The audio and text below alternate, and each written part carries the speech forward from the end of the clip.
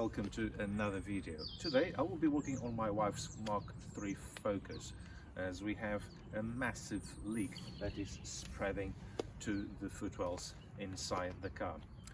We first found out about a couple months ago when my wife had a puncture, and then when we went to get the spare wheel, we noticed that the spare wheel well was actually full of water, and I thought, oh dear, I thought this one would have escaped that, but no. We did clear everything. We did soak up all the water that was accumulating in the spare wheel well, but then unfortunately it came back again. So I thought I would take advantage of this lovely day and do the work in order to not just only to get rid of the excess water, but also to prevent from it to happening in the future. And I'm going to show you now where the water is and what's happening. Okay, so here we go.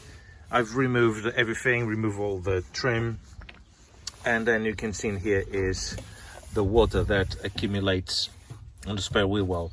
It's actually quite shallow, so that's why that when the water accumulates in here, and then with the driving around, the water sloshes into the inside of the car, spreads via this area down here,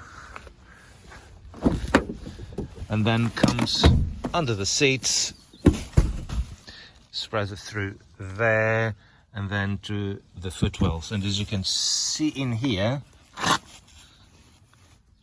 there's quite a bit of water, and the same thing on the passenger side, sorry, the driver's side. There is quite a bit of water. The ideal thing will be actually to do this on a very dry and warmer day, but to be honest, it is winter, and with the rain I don't want this to accumulate even more. So luckily I do have a wet vac, which I'm going to use to soak up as much water as I can, and then do the necessary treatment in order to prevent this from happening again. There are several causes for the water ingress into the car. Usually it could be a bad seal in the front on the windscreen, and if you have also if you have a sunroof, it will leak through the channels inside the pillars. Also, it could be at the bottom windscreen, could be the heater matrix, but I know for sure that the cause of the leak is basically behind the bumpers. You know, these cars have vents that relieve the pressure of the inside of the car. Basically, when you do shut a door of the car, well, especially this case, if you have everything shut, if you shut, the air pressure inside is then escapes basically through the vents that are located here behind the bumper, because otherwise, if there was no way for the air to get out, it will be very difficult to shut the doors, and also the air pressure could actually break the windows. Now, why does the water get in here? Basically, you have here all these water rails where the water drains through, rainwater, and when you're doing the car wash, leaks through these areas as well in here, and then to the vents that are behind the bumpers. The trouble is that the water doesn't go through the actual vents themselves, but through the seals around the vents, and the seals, they do degrade over time, and then they wet water in. The water accumulates behind the trim, where there are some pockets in there, accumulates, and then starts to leak through here. You can see there's a bit of water in there, and then fills up the water the spare wheel well, and then with the sloshing around, then moves on to the footwells. At the moment it's only the driver side footwells, front and rear, so luckily the water hasn't spread to that side of the car, as I've noticed. So what I'm going to do now, I'm going to, since I've removed everything now in here, I'm going to remove these side panels, the side carpet trim. I'm going to remove this trim in here as well. I'll be removing the rear lights, and then at last I will be removing the rear bumper. So let's get on with it then. So on both sides I'm going to remove this trim panel using a Torx number 25 bit.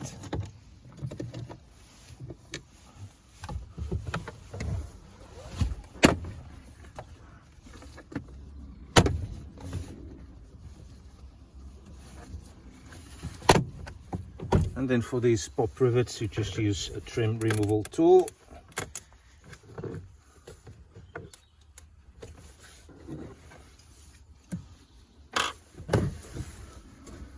And then put on the side. I'm just going to put the pop rivets so that I don't lose them. And then I remove this trim here and throw it to the side. This is actually fairly dry, which is actually a good thing. Now let's just get this out of the way. And then, as you can see in here, we have these knobs that you remove. There's one just right behind here. I'm not sure if you can see it.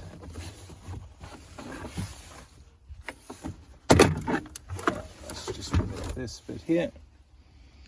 There is one right there. The rear lights, and you have these little twisty knobs that are very hard indeed.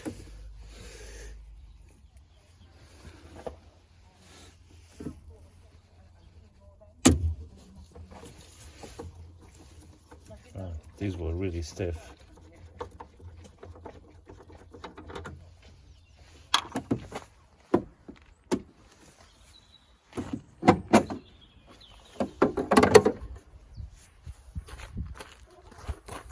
Yeah, so as you can see in here, there is a pin that fixes to here, and sometimes can be a little bit tricky to remove. Now I'm just going to make the process a bit more simple, instead of having them round. Yeah, there you go. Just push this and the tab, and it will come off. Now I have removed the trim and the rear light on the driver's side. If the trim becomes a little bit stubborn to remove, don't worry. Use a trim removal tool to help to unclip the tabs. Don't force it.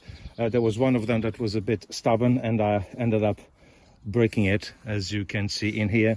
So then I just resorted to this, and then it was much easier to remove. So use a trim removal tool. On the other side, they pulled out fairly easily, but not quite the same on this one.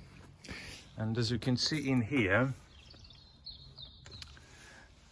that's where there is more water accumulation. There's the rear parking sensor module, and there's the bunk that has a bit of water accumulated. Now let's just remove the bumper, and let's see how is the panorama inside. So for these two screws you need a number 6.5 or 7 socket. And now most of these are actually clipped on, so I'm going to start to unclip the top of the bumper.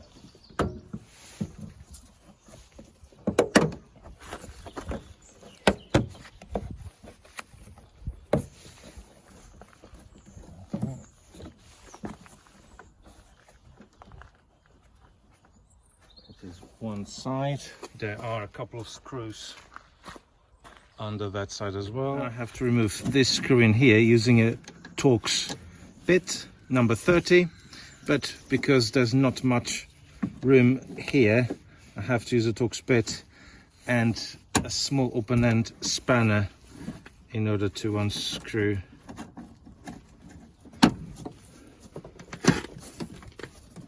number 8.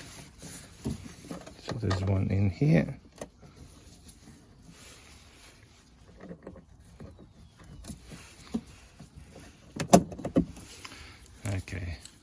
I'm going to remove this one here at the bottom.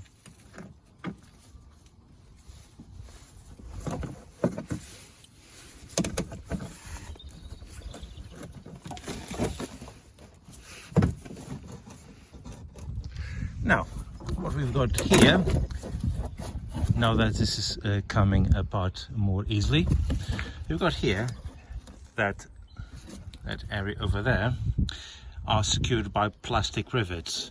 And what you just use the again the plastic rivet removal tool, and then you'll be able to pull the plastic bumper off. And here it is. They seem to be pretty sealed actually, but we always know that one of them will be failing. Yeah. Okay, we'll come to that in a second.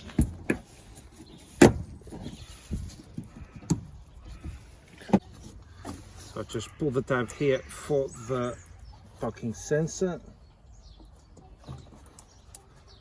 and then just pull out. There you go.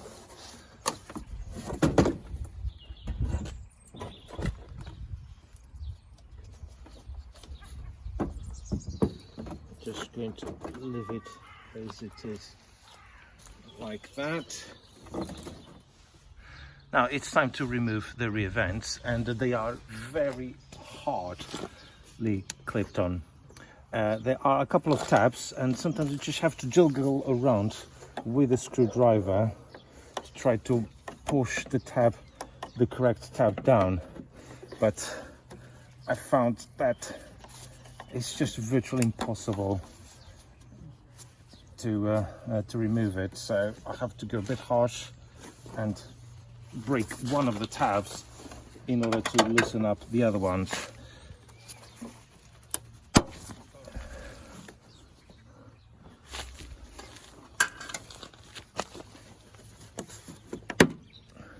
Okay, this one comes up easier.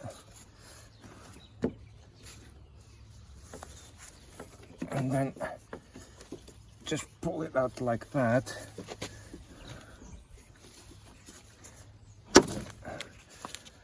And then you see there's one broken, and then these two still remain intact. And there you go, the hell is going to be sealed. You can see how much water is inside here.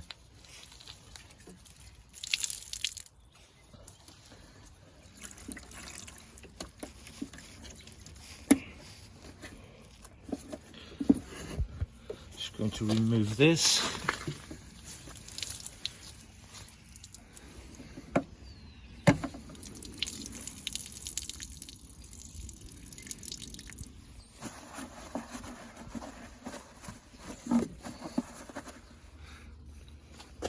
And then to remove the other vents, it's much easier, because now that you have got access to them, you can just pull the tabs inwards with a screwdriver and then just pop them out.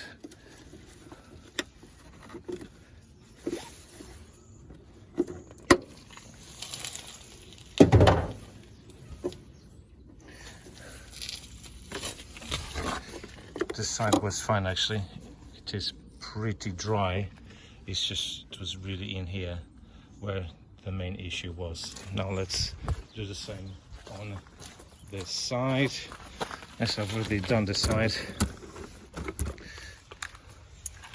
Also the same problem with the tab. I broke one tab and then managed to slide with the other ones.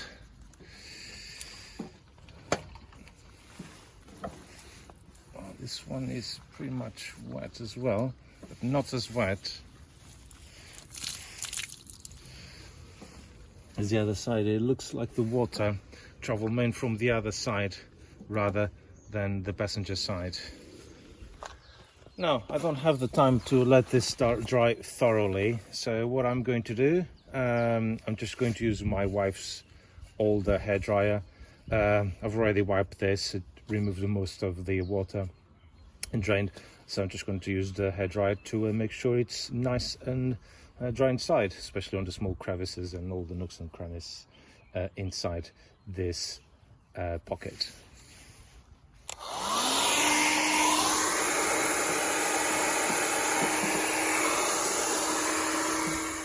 Now what I'm going to do now is to give this just very quickly, just to remove some of these deposits. I don't want any dirty water to mess up the sealant, so just a bit of water really. It's not really full wash, but it's just really to get rid of some of the ingrained dirt.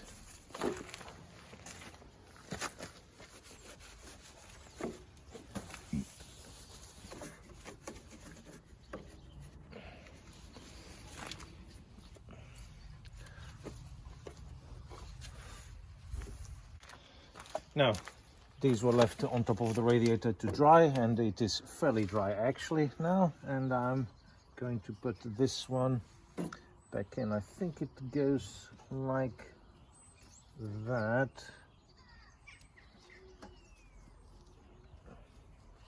And then it's just, there's a peg inside here, and there's a hole, and then there you go. It just goes like that. I think it does. Oh, it's either that way or either goes that way.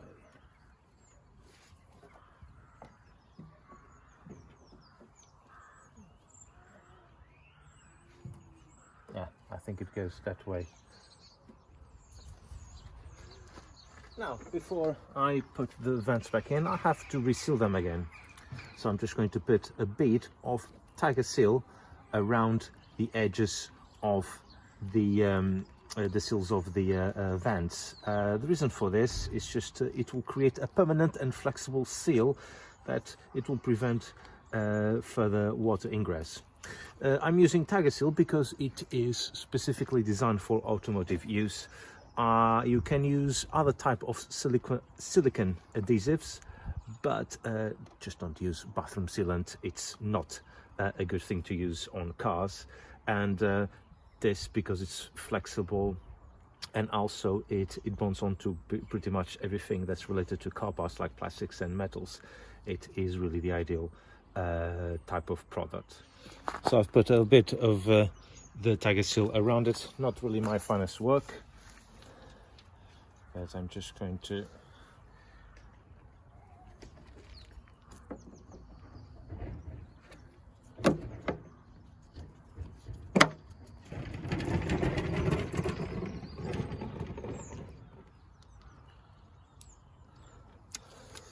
Some of you might be asking, why am I not using the white one? Well, that's because it wasn't available in store, so I have to stuck to the black one. But to be honest, this is an invisible part of the car, and no one is actually going to look into it. That part over there is very difficult to reach, but that's the bit of the event that I put a bit extra of the Tiger Seal, so that it would seal a bit better, and you could see from this end that it's actually oozing.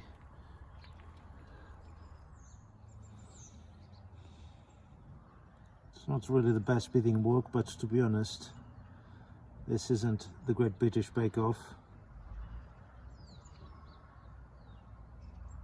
At the end of the day, this isn't the Great British Bake Off.